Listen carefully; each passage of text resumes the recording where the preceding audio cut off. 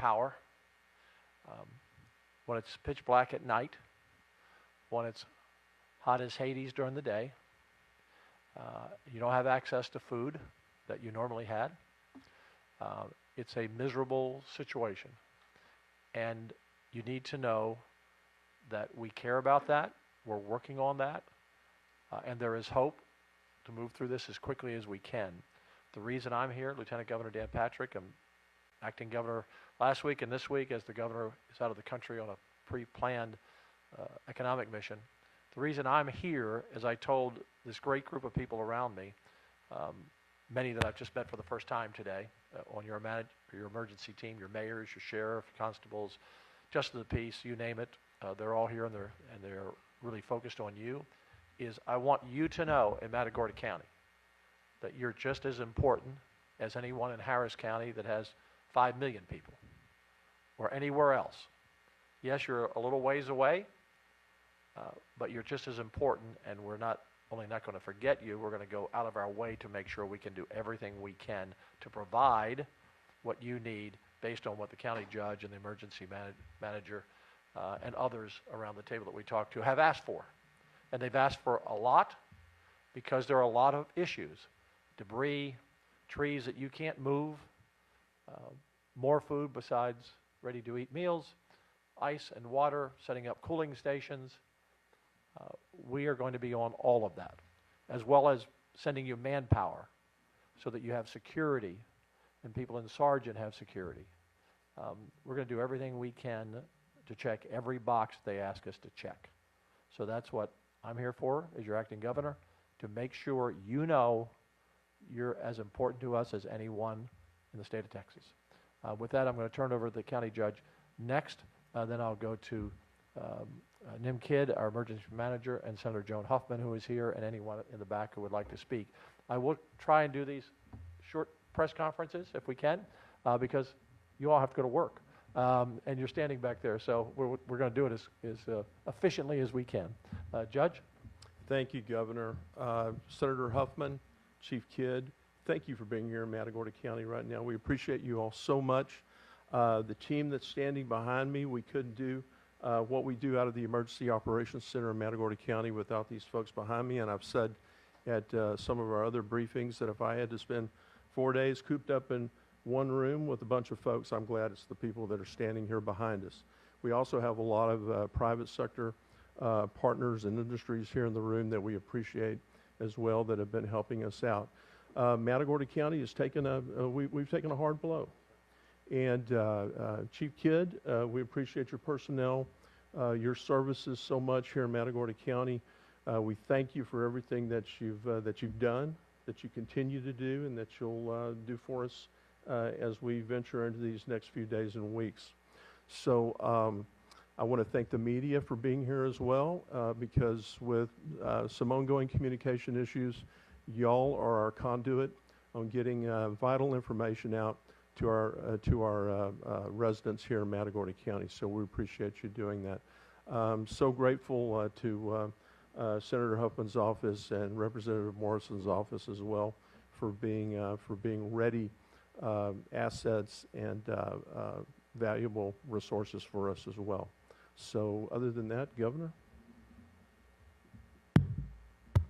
Judge, I think it would be good to get this information out that you're able to share about where we are on restoring power at this point, because it looks like things are moving forward in some areas, and in other areas it's going to be slow to bring back that were really hit.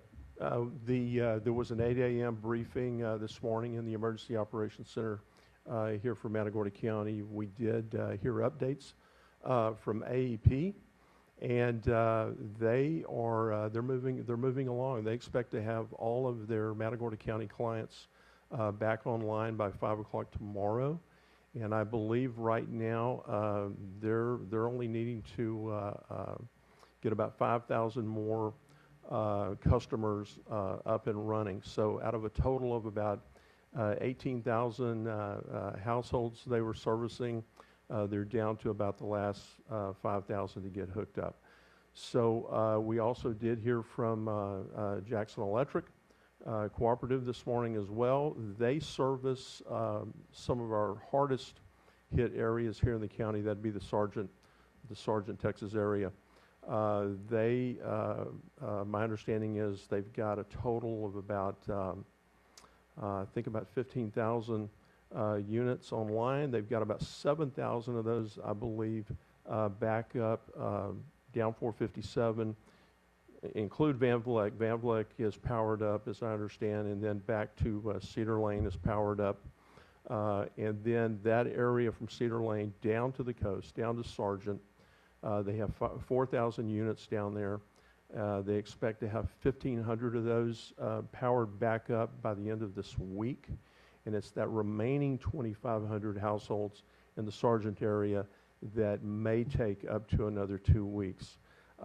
Some of those homes and properties, if not completely destroyed, are going to be badly damaged, and they have a lot of poles that they need to replace in that area. So the closer to the coast, of course, the heavier the damage and the more flooding there was.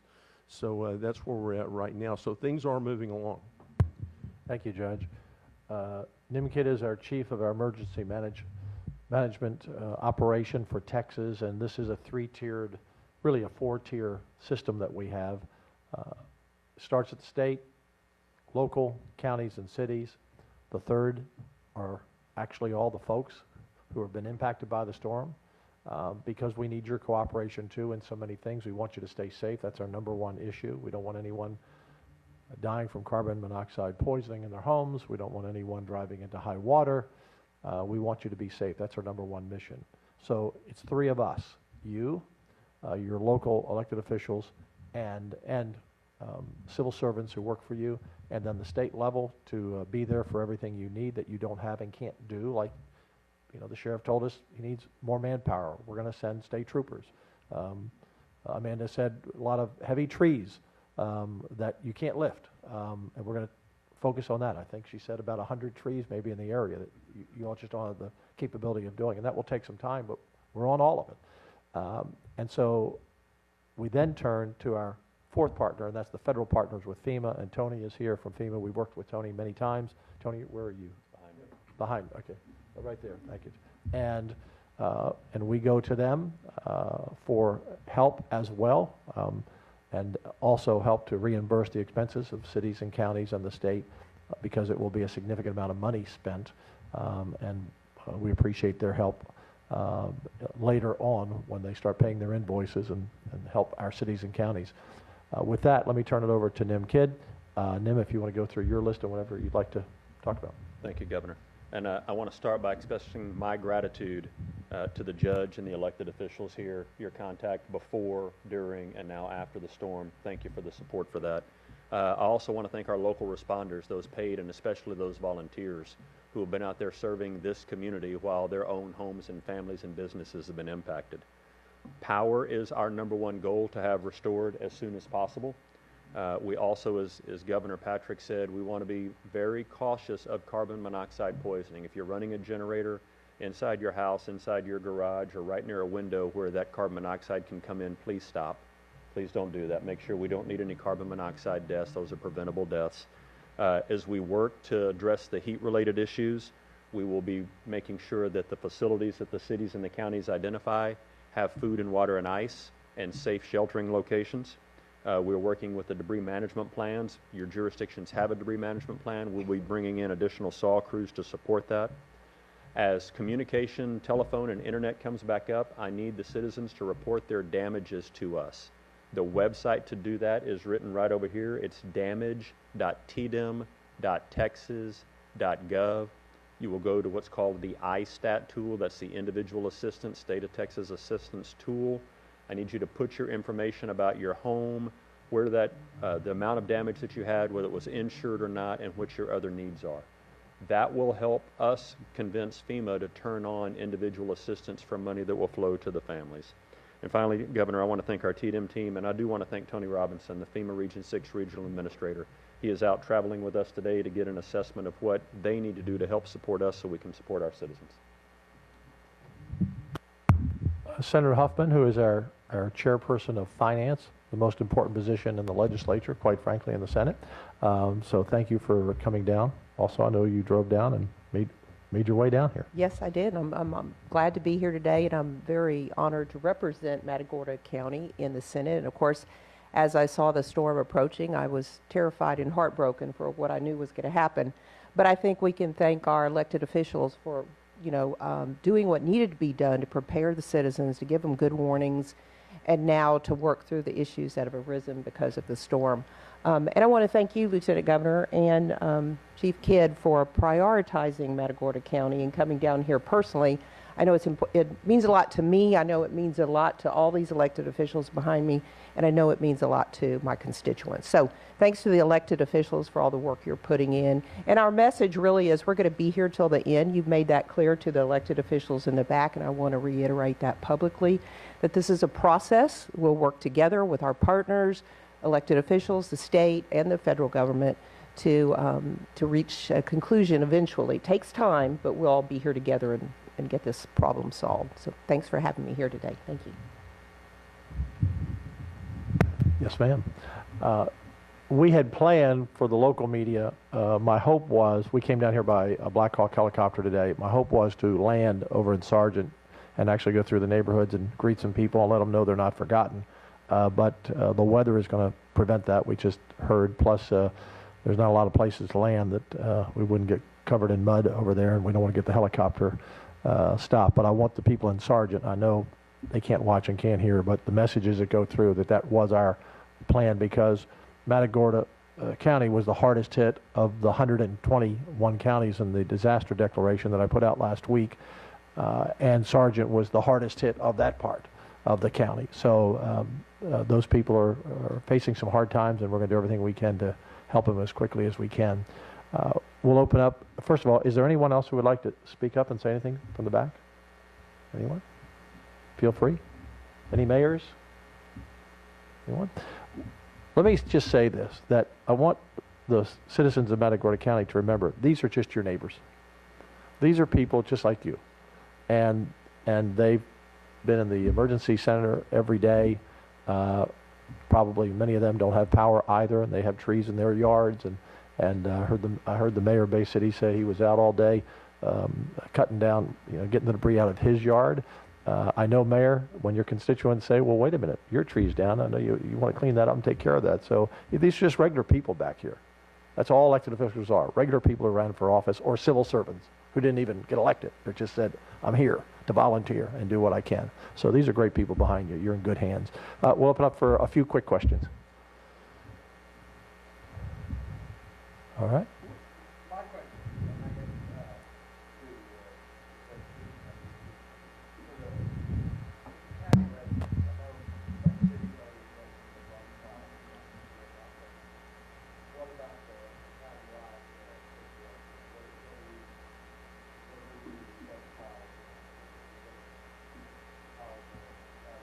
We were just discussing it. Does someone want to? Oh, okay, go ahead. Sorry. The entire county can now start separating their debris into the proper categories: vegetation, C&D, white goods, household trash, and our contractors will start tomorrow is the plan. So if you put it by the side of the road, and just make sure you're not blocking the roadway. So that's for the entire county. Both cities and the entire county. We'll start picking it up as soon as we can. And I would like to add, it is very important that you separate those 4 categories, just like she mentioned. Your vegetative debris needs to be separated from your construction or demolition, any roofing material, fencing material, awnings or carport material. That needs to be separated from your white goods, which are refrigerators, washers, dryers, any of those appliances, and then your regular trash. Those, if you put them all in one pile, they may not get picked up, and it costs a lot more money and a lot more time to get them picked up. But if you can separate them from the beginning, it makes the process much faster. And we're going to be working with the county on some other ideas they had in their burn areas, and so we're working through that with the county as well to help with the vegetation. Any other questions before we exit?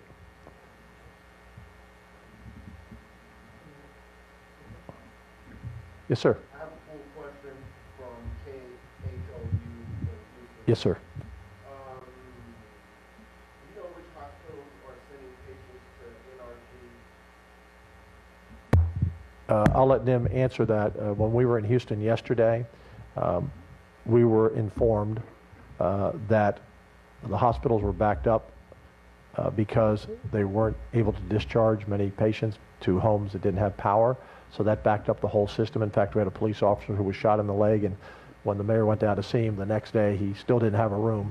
That's how urgent it was. So NIM immediately issued an order for 25 ambulances to go down and help, and we are setting up an NRG hospital that will eventually get to 250 beds.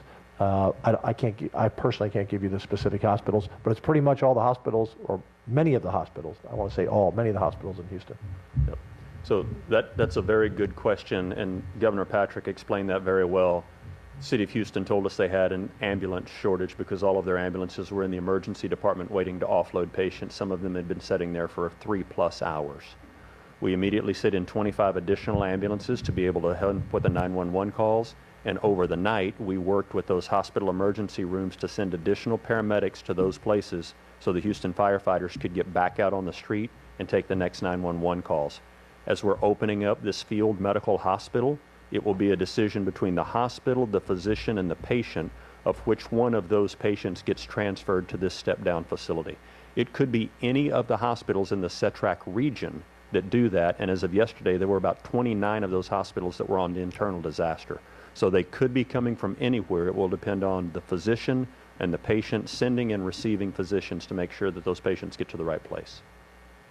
One last question. And the decision not to send patients home without power, is that a state law or is that up to the hospital? Up to the hospital. That is up to the physician, the hospital, and the family. I mean, and listen, it's in the patient's best interest not to send them to a place that doesn't have power, that they can't keep their medications refrigerated.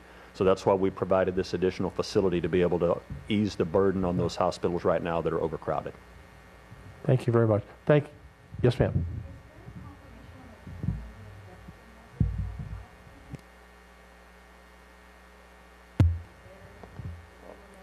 For Matagorda, we talked about that a little earlier. Ashley, we were not aware of any, I mean, by the sheer grace of God, I mean, we had very few injuries and no fatalities that we were aware of, but earlier, one of the JPs, Judge Sanders, had communicated that we have lost one person to heat-related, okay, it was a heat stroke. That is the only fatality related to the storm conditions that I'm aware of. Statewide, that number can vary. I know there's one, for example, a person who died of a heart attack. They think maybe the home was hit by lightning, which was a result of the storm, so to categorize them, it's difficult, but most of the deaths did occur in the greater Houston-Harris County area, some drownings, carbon monoxide poisoning, that's why we talk about that. So the numbers, we don't know exactly because they can change, but it's somewhere in the range of 9, 10, or 11 total that we're aware of. And again, some may be categorized later, and someone will come back and say, well, they died because of the storm, but of specific drownings, and trees fell on 2 people and killed them. So but that information just comes to us out of 120 counties. Thank you all very much. Thank you all for everything you're doing, and we're here for you. Thank you.